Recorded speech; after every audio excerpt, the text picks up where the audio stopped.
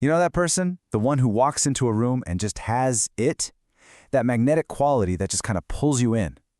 Well, today, we're going to unpack the psychology behind that captivating energy. We're going to explore the science and, the subtle art of what makes some people so absolutely unforgettable. I mean, you know exactly who I'm talking about, right? They enter a room, and without even trying, they become this center of gravity.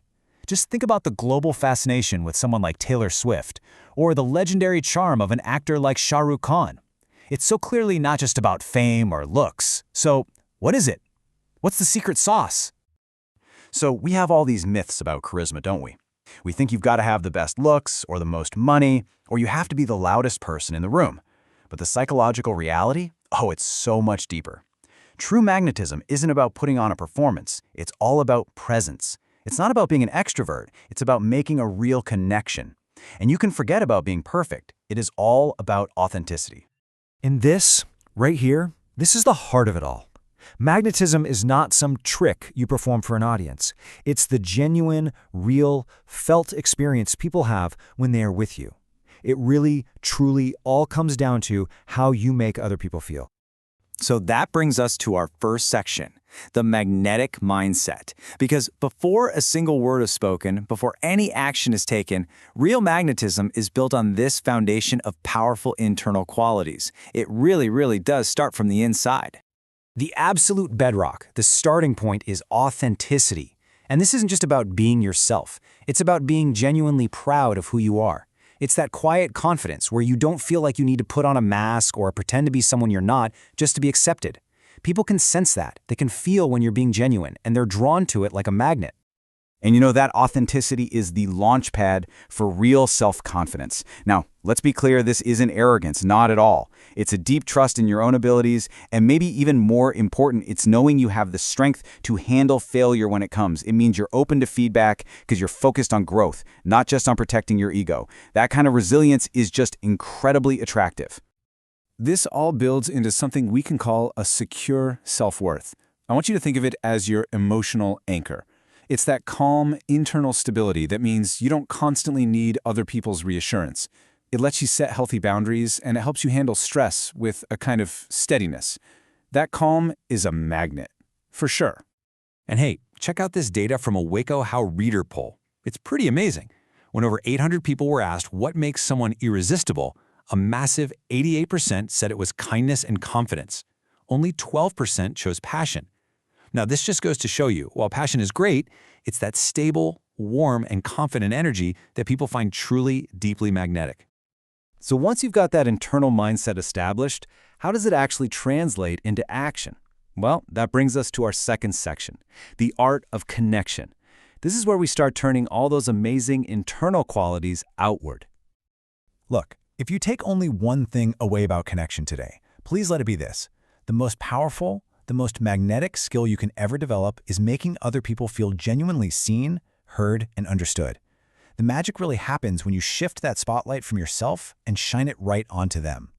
And here's a brilliant, super practical technique for doing just that. It's called the 2-beat listening loop. It is so simple, but wow, is it effective.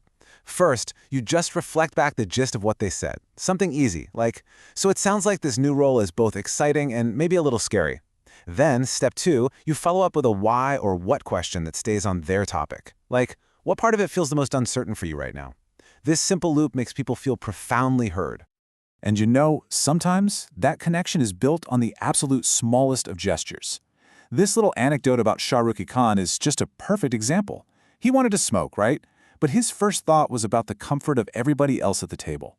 It wasn't some grand dramatic gesture, but that tiny act of consideration and respect made every single person there feel valued and seen.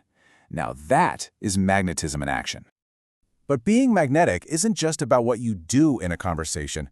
A huge part of it is the energy you bring.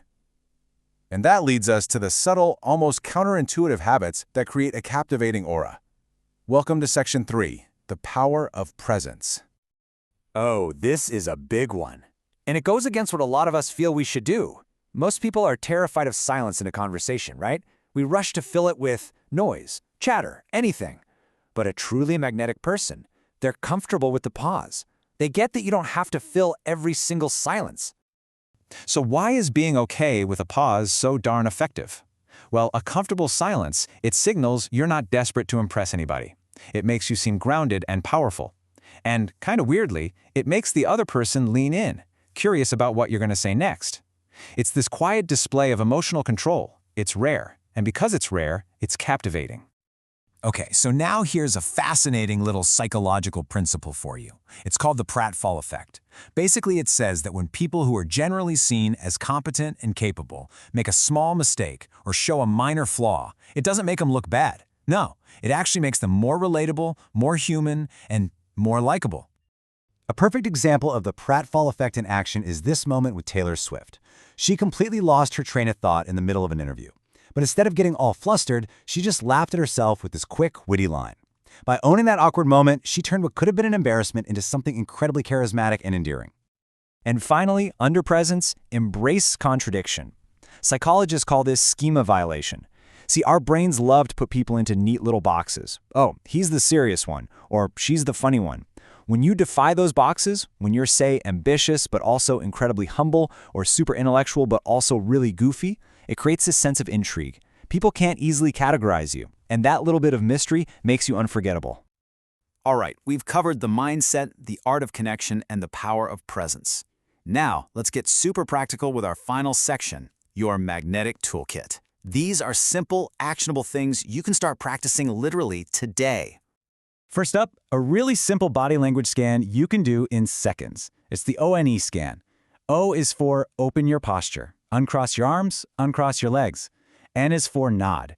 Give one slow, deliberate nod as the person is finishing their point, just to show you're really listening. And E is for exhale. Just a quiet little out-breath. It naturally softens your facial muscles and communicates a sense of ease. Next, here's the tool for setting boundaries with that secure, magnetic energy we talked about. Just use the SOFT formula. State the fact clearly, offer a path forward, briefly share a feeling to humanize it, and tether the bond to show the relationship is important. It's kind, it's crystal clear, and it's completely drama-free. And as we wrap things up, let's just reframe the entire goal here. This isn't about collecting fans or trying to get every single person to like you. The true aim of developing a magnetic personality is to become the kind of person who makes others feel better, more courageous, and more authentically themselves just by being in the same room with you.